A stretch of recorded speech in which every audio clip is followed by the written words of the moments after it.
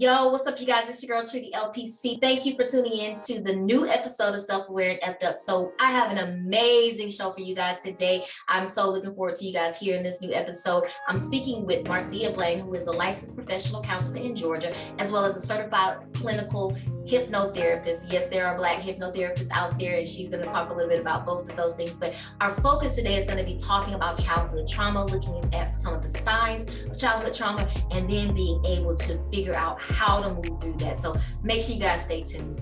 Yo, so what's up, you guys? It's your girl, Tree the LPC, here for another episode of Self-Aware and Effed Up. Thank you guys so much for tuning in last week. I am so grateful for you guys, all the support, all the love, really, really feeling it. Please keep that support coming. We are now on all platforms for podcasts. So wherever you listen to your podcast, you can listen to them. Please make sure you tune in, subscribe, follow, because we have an amazing season coming up for you guys this month and this year, and so on and so forth. So I'm really, really excited about my guest today. As I told you guys earlier, if you were following my IG story, I call her Reverend Dr. Marcia Blane, but her name is Marcia Blane. She is a licensed professional counselor in the state of Georgia, as well as a hypnotherapist. And I'm really, really excited. She's the owner and operator of Peculiar One Counseling, and she has a lot of great things going on within her practice as well as within her engagements. And so there is so much that I look forward to sharing with you guys about her this evening, but I'm just really blessed that she came on the show to be able to talk with you guys about something that is truly near and dear to my heart,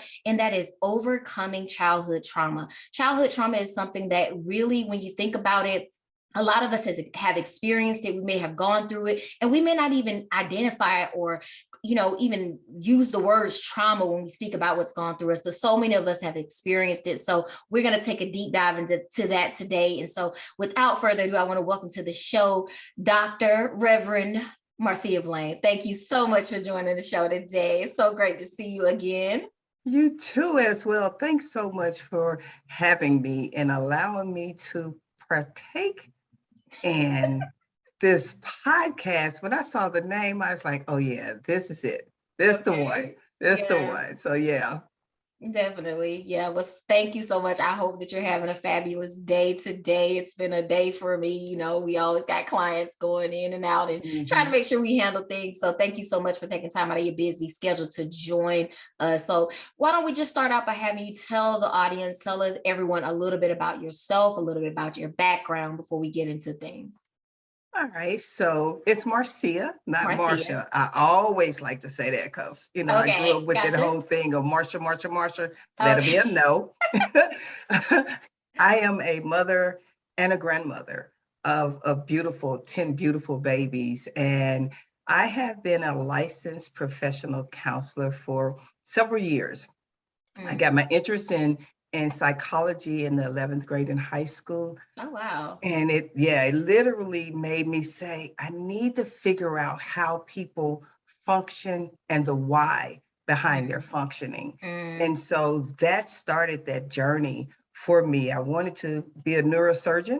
Oh, okay. But along the process, I wanted to be a pediatric neurosurgeon, but along the process, my inner workings with the mental health side of things became my brain surgery. That's how I, came onto things. I am a clinical hypnotherapist.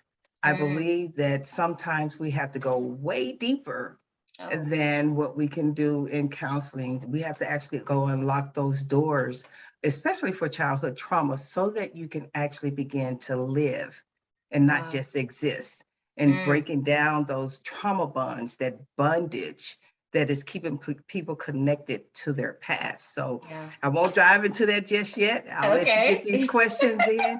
But that's about me. I'm an author. I'm a motivational speaker. I'm a wedding officiant. I do all kind of stuff. Okay, so I was on point with the Reverend Doctor, because you out there marrying people, you doing it all. Just one-stop shop, I see. Okay. One-stop shop. We just try to break through all the stigmas and make things happen. That's the goal. Yeah. Good deal. Well, like I said, I'm really grateful that you decided to grace us with your presence tonight. And I'm definitely looking forward to talking about this topic. So thank you for sharing about you. And I definitely want to, just hop into it, really talk about the childhood trauma. So one of the number one questions that I kind of get from people when it comes to talking about childhood trauma is, how do you recognize the signs of childhood trauma, and what does it usually look like in adulthood? So signs of childhood trauma can be avoidance, their behavioral responses around certain people, including their parents. A lot of people think childhood trauma is associated only with sexual trauma. It's yelling, it's abrupt movement, like you're going to hit someone, that threatening to hit someone. It's forcing children to hug folks. Oh, yeah. You know, not hearing them is traumatic because you're robbing a child of their voice, their helplessness, their acting out suddenly when they weren't acting out before. Something's going on when they get real silent and reclusive and they were outgoing and happy children. They become easily irritable, right? And then they can be aggressive. Yeah. They often can disconnect, go into this daydreaming state. Sometimes they have psychosomatic responses like headaches, throwing up, nervousness, all of those type of things. And the way that they show up in an adult, pretty much the same process. When an adult is triggered by their childhood trauma, here comes the nervousness, here comes the defensiveness, here comes the stand back, here comes the anxiety, here comes the depression, here comes the negative self-talk, here comes the over need for validation. Here comes that closeness. I got to have somebody close to me. I need to lean and depend on other people. I need their approval. Here comes the fight. Yeah. That irritability, that aggression, it shows up the same way, except for in adults, we say you need to control yourself. But we're not actually talking to the adult. We're talking to the child that was hurt. Right. Yeah. Yeah. So first of all, you just went all the way. I feel like you was looking at my life as you were talking through that, because I went back to childhood. I was very aggressive child. I dealt with a lot of childhood trauma growing up, being raised by my great grandmother and my aunt, and always feeling like, hey, I don't really belong. Both of my parents were addicts and they had things going on. And so I acted out a lot. I was always in trouble. And it's just hearing you talk about it, it's like, yep, I'm glad I've gone through a lot of therapy so far to do that inner child work. So I definitely appreciate you kind of pointing those out, because there probably are a lot of other adults, like myself, who have gone through experiences like that, who don't really recognize or see it as trauma. And I think it's definitely something that, we need to pay a little bit more attention to as it relates to, from the therapy world, and just really being able to be in tune with yourself. Yeah. Wow. Absolutely. I am a victim of childhood sexual trauma. Oh, wow. To the point where my abuser threatened to kill my mother if I told. So imagine this 5-year-old to 7-year-old, and the only lifeline to her life is her mom, right? Because dad was absent doing his whole thing. And I couldn't tell my mother because I felt like his threats were real, that he was going to take my mom out, right? And so one thing that I'm noticing in counseling, I'm running into so many people, men and women, who have gone through sexual trauma, and they will not call it sexual trauma. Yeah. Something happened to me. They touched me. I must have did something wrong. So they're taking on all this ownership of somebody else's actions. Like I share with people, to break through trauma, the first thing you have to understand, when we get up and choose to get dressed every day, we're getting dressed, we're putting our clothes on, we have an agenda, we're going to school, we're going to work, all of those type of things. An individual that is creating trauma wakes up getting dressed in that same traumatic mindset. Yeah. I'm going to invoke trauma on somebody. You can't prepare for that. You can't prepare for a mom not liking you, a dad being absent, an abuser. You can't prepare for bullies. We can try, right? But when trauma comes, it literally robs us of our innocence, period.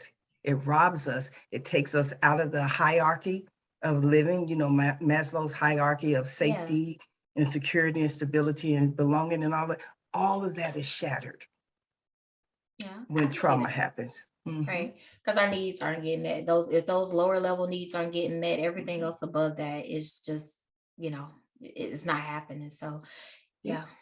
When you think about it, if you think about your life like a house, you have a foundation. If you've seen a house being built, there's a foundation. The people go in and they excavate and they get up all the debris, try to flatten the land, try to make sure that there's nothing that's going to come up and impact the plumbing and different things like that. That's your life. When your security, your stability, your belonging is shattered in that first level, what do you think will happen to the house? It's going to fall. It's going to break. It's going to crumble. All of the above. Wow. And it slowly has cracks in it. It slowly crumbles. It's not a situation where it's immediate. Sometimes you can't see those cracks until you become an adult and you realize that you were raised under a toxic environment.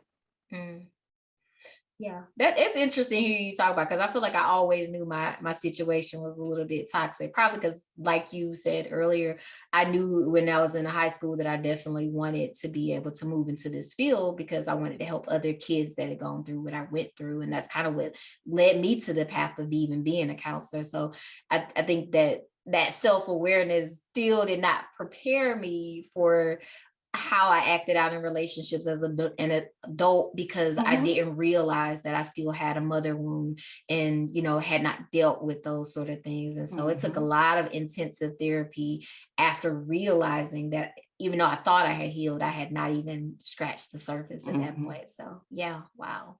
Because we believe that healing looks like, oh, I'm good today, I can handle that. But our truth is, it's just like the old people say, let me step on your foot and see what you do. The right trigger. Right. Those triggers can come and allow and expose the mask that you're wearing, saying that you're healed. Oh, girl, that don't bother me no more. That don't bother me anymore. Let me step on your toe. Right. Yeah, it'll definitely pop back up if the right trigger comes along, especially if you haven't done the work and done the forgiveness piece of that childhood trauma as well. So what would you say are some of the key challenges to being able to heal from childhood trauma? Several. The first one is understanding that forgiveness has nothing to do with the other person. You said something there. Has nothing to do. Imagine, and I give this to my clients in counseling who wrestle with forgiveness and say things like, I'm never going to forgive them and things of that nature. I have a picture that has a hook, like a big meat hook on it. And what I share with them is you and that person are on that hook. And every time you position yourself to not let them get off, you're still stuck with them. When you forgive, not only do you get them off and get yourself off, you help them get down. That's not to say that you have to have continued interaction with them. Okay. That is to say that you're giving yourself permission to get off the hook and no longer have to swing back and forward through the trauma. The second thing is oftentimes through childhood trauma, your voice is robbed. You feel like there is nothing that you can say that anybody wants to hear. So you hold it in your body. When you're holding it in your body, anxiety, depression, overweight, diabetes, migraines, all of that stuff comes on. The other part is, and I said this in the narcissism training, parents who biblically whoop their children. Okay, talk about it. Those individuals have a tendency to quote scripture, to manipulate and beat down their children, robbing them again of their voice. And the children are stuck with, but that's my mama. That's my daddy. I ain't got but one. You right. You don't have a one, but you don't have a one of you either. Right. That's it. That's the part that they don't realize. And understanding that those things that lack of forgiveness, understanding that you have a right to be empowered with your voice. People are afraid to have an empowered voice because they don't know what to do with it. The way their empowerment comes out is aggression, irritability, cutting folks off, right? And so sometimes I need to be cut off now, but I got you. I am the cutoff queen. Okay. But I cut off in a healthy way because one, I've already established my boundaries to let you know what you can and can't do in my life. I've taught people how to treat me. So when you go against those boundaries that you already aware of, yeah, I cut you off. Right. Ask my son. Cut him off for 2 years. Wow. That's 2. Yeah, he was that's battling tough. with his own stuff. But those weren't my demons to carry. Yeah. I respect that. And what he said to me was, that was the best thing that you could have done. It saved my life. You need to understand that you don't have to take abuse. You don't have to be anybody's doormat. You don't have to be subject to, because that's my mama. I know Mother's Day just passed and people were wrestling with, well, she wasn't really there. But I got to get her something for Mother's Day. Why? Nope. Here's how I break that down. Okay. Were you there when your mama decided to have sex? No, Yeah, I had to think about it. So no, you came later. Yeah, were you there when she was in the midst of enjoying the sex? Were you present when she made the decision to carry you and birth you? Okay. Did you have an influence on that? Nah. It was a conscious decision to have sex. It was a conscious decision to carry. It was a conscious decision to give birth. Why is it that mothers feel like their children owe them? Because I carried you for 9 months. I was in labor for 24 hours. And But you had a whole lot of fun before you even considered me. You didn't know I was coming. You didn't plan for me. Yeah. I got you. Definitely some good points there. And so when you think about Mother's Day and the toxicity, I had a client today that her mother sent her a text in the middle of the session and said, hey, you never got me anything for Mother's Day. And she rolled her eyes and I was like, okay, what's up? She's like, can we talk about this now? And what I share with her is, you have a right to respond and say, I got a few questions before I answer this text. Why wasn't I enough for you to fight for me? Why wasn't I enough for you to make me feel valid and a priority? Why was it so easy to be mean to me? Valid questions. Very valid. So when you ask those questions, are you giving Mother's Day's gift out of obligation because that's my mama?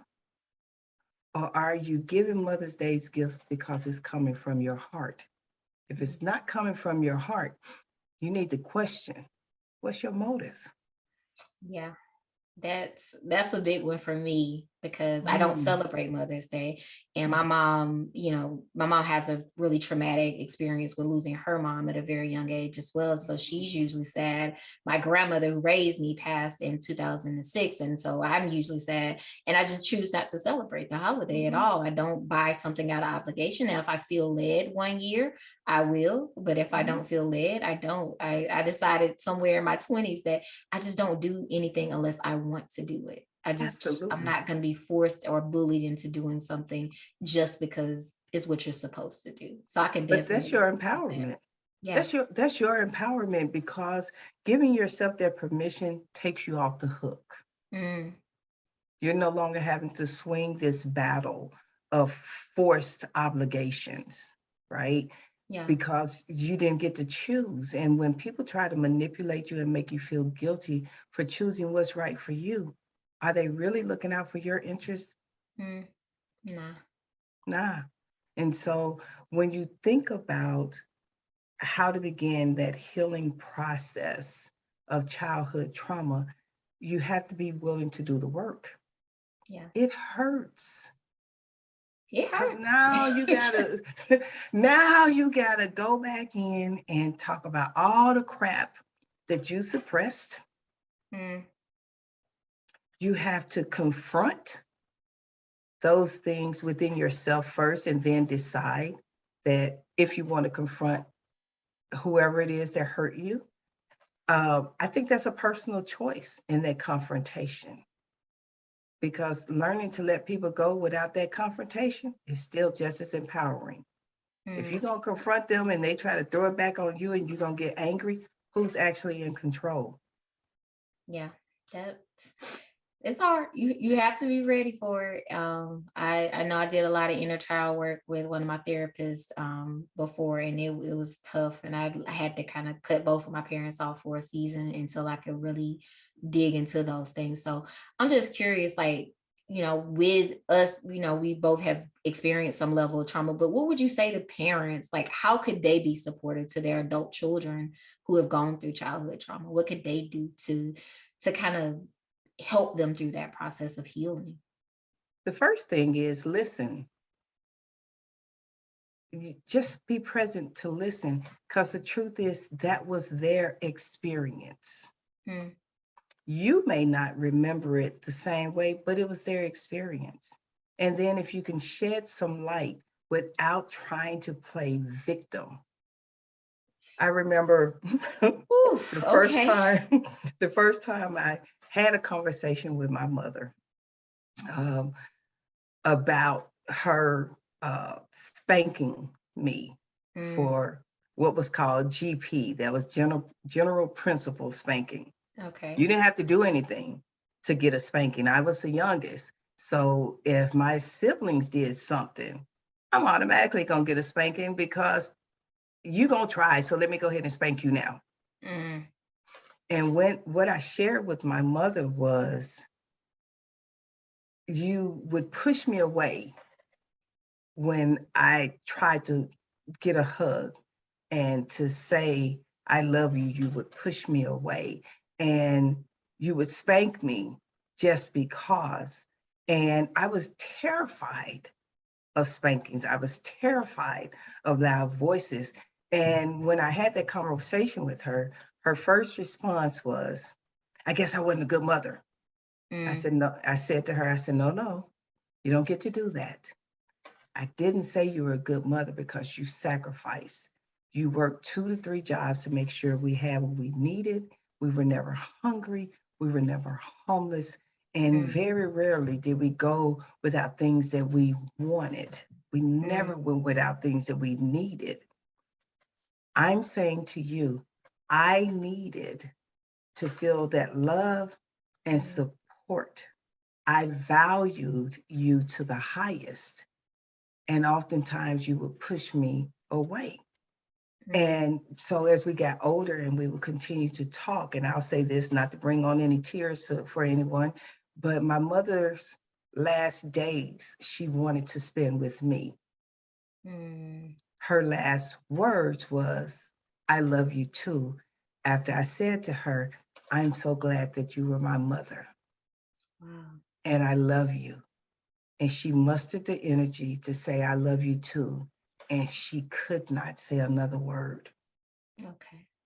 Wow. And so with that, we healed our process. My siblings, because they refused to have real conversations with my mother, they struggled at her death. And some, they still struggle now. But I chose healing for me. You have to choose to heal. You have to choose to say, no, I get a right to say what I need to say and validate where I am. So when parents are talking to their children, it's personal, but it's not. I'll give you another example. When my children were younger, Friday nights was our family night. We would have, everybody got to choose whatever meal they wanted. So if they wanted Chinese or wings or burgers or whatever, everybody got their separate meals on Friday nights. we would sit in the floor and watch movies, but we had talk time. And one particular Friday night, we talked about the good, the bad, and the ugly.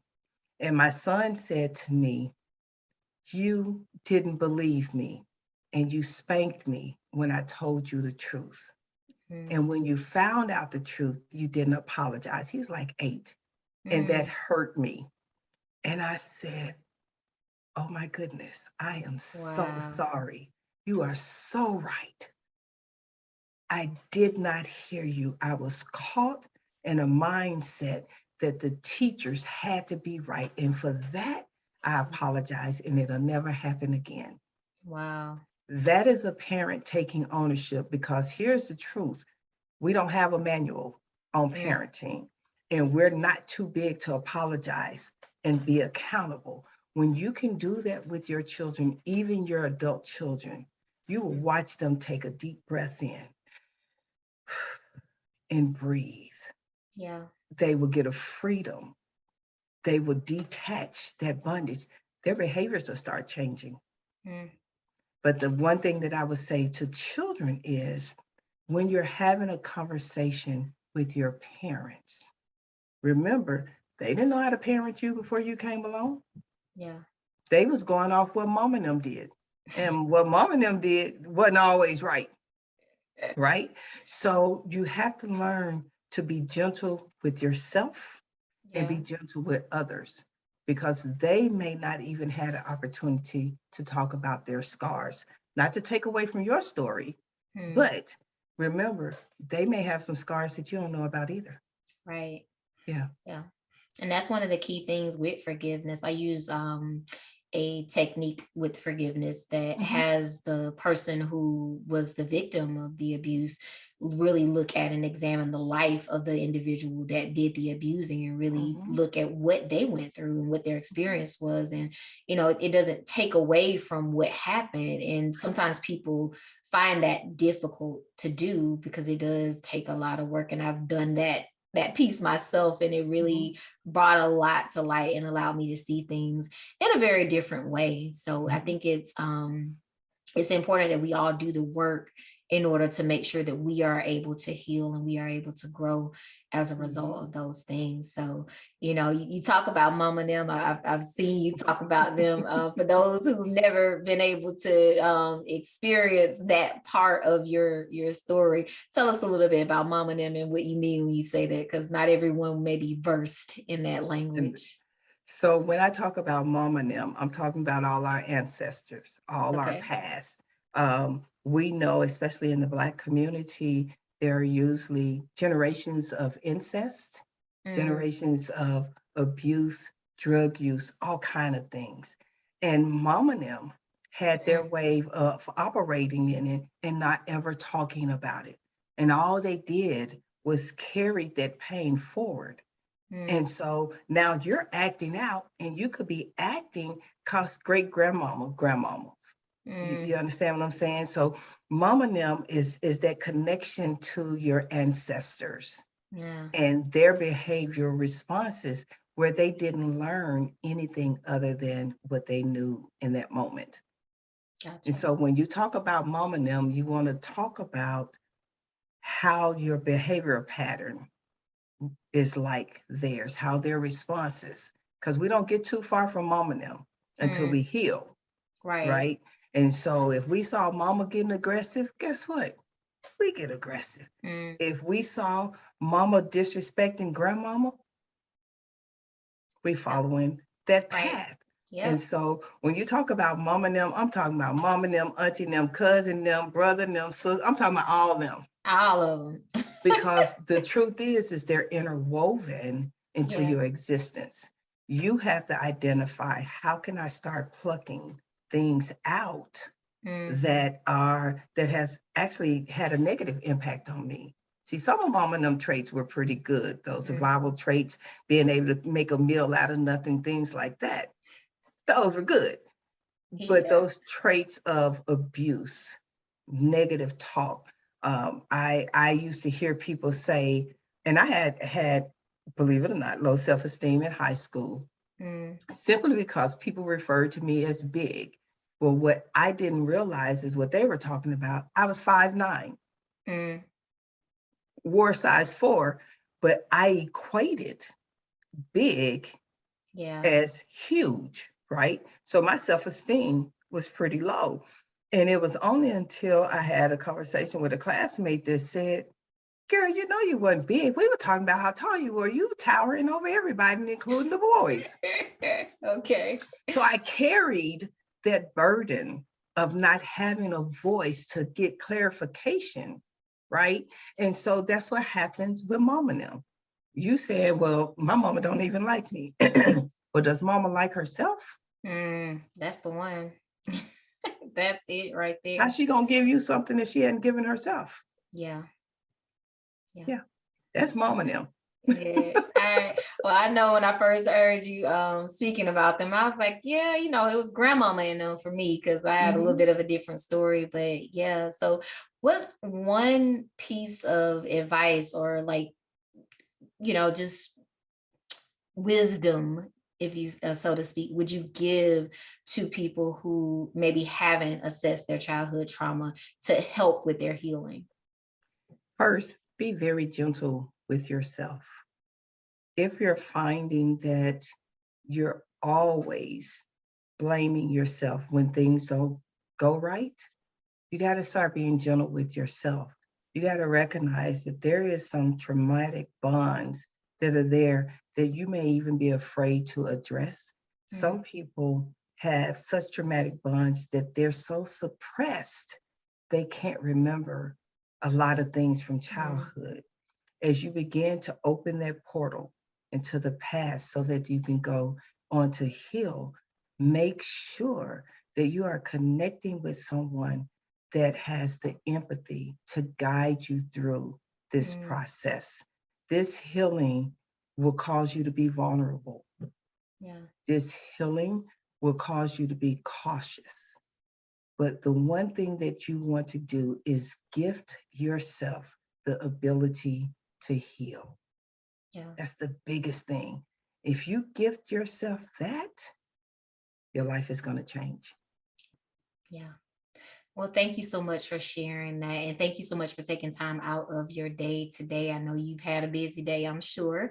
And so I definitely appreciate you taking the time to come in and talk with me and be able to share with the world about how to overcome childhood trauma. So we are going to continue this discussion. I told Marcia when we were first talking about doing an episode that, she has so much wisdom and so many talents. She's the woman of many gifts. And so she is going to be joining us for another episode where we'll be talking about narcissism and how to recognize narcissistic abusers and how to overcome those. So we're going to dive into that during the next episode. So please stay tuned. Make sure you guys check in next week. But before we go, I did want you to share with us, how can our listeners reach you? How can they connect with you? How can they purchase your journal? I just want to know that, make sure that they know that before we wrap this thing on up. So you can go to marciablane.com, MarciaBlane.com. You can go into the bookstore, grab the journal. You can go in there and download a free workbook on unsticking the trauma. That's just a nice little gift for you. You can also follow me on YouTube at Authentically Peculiar with Marcia. That's where you're going to get your daily 5-minute meditation, where I hone in, give you some deep breathing techniques, some positive affirmations. They'll change your life. So go there, get into it. From marciablane.com, you can send me an email if you want to reach out. Do that. And I will look forward to speaking with you, nudging you in the right direction, right?